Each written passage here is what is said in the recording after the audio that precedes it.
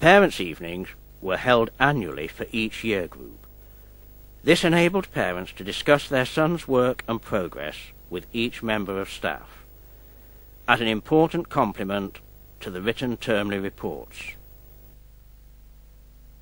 Welcoming parents is W. E. Glister, and the man turning left out of the picture is Mr. Ryden, the Borough Careers Officer, whose son Philip attended the school at this time. Interviews are shown with T. Searcy, Art, W. F. Hanson, French, and F. Naylor, Languages.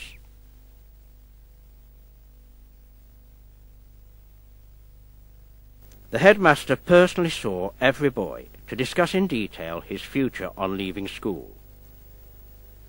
For those applying for higher education, this would normally have taken place in the lower sixth. A number of boys left school at the end of the 5th year or lower sixth, and for these advice was given both on careers in general and on opportunities in local businesses in particular. This usually began with an interview with the careers master, R. M. Adlon, augmented by use of the careers library.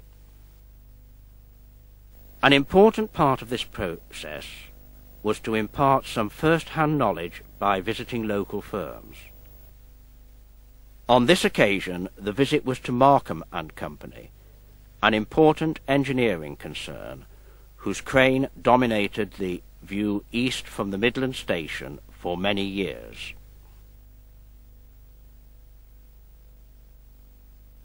Another useful facility was the organisation of careers conventions, where representatives of firms or organisations engaged in a wide variety of occupations attended to meet boys and their parents. Some of the representatives are shown arriving at the North Wing and then conducting interviews. Finally, the borough's career officer, Mr. Ryden, together with R. M. Adlon, offers advice on options, grants, and further education. Whatever the school did to develop the boys' full potential, the bottom line was always academic success. This meant that examinations were an important part of the life. Shown here are General Certificate in Education examinations, for which the school entered candidates for those set by the Northern Universities Joint Matriculation Board.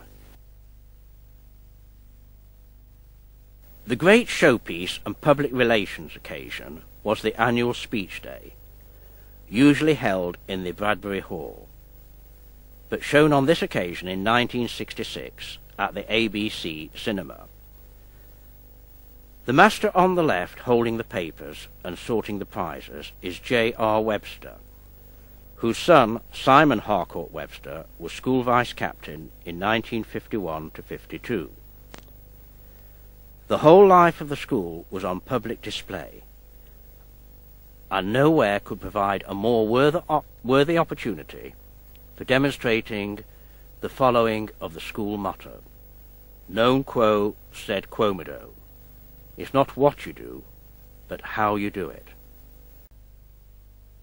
The event began with the singing of the school hymn Jerusalem, and the afternoon, following the welcome and introduction from the Chairman of Governors, centred around the headmaster's report and the speech by the invited guest, who was always a well-respected figure from the academic or business world. The speaker then presented the prizes and trophies, which rewarded a large spectrum of endeavour in school life. Naturally, prizes awarded for academic achievement were to the fore.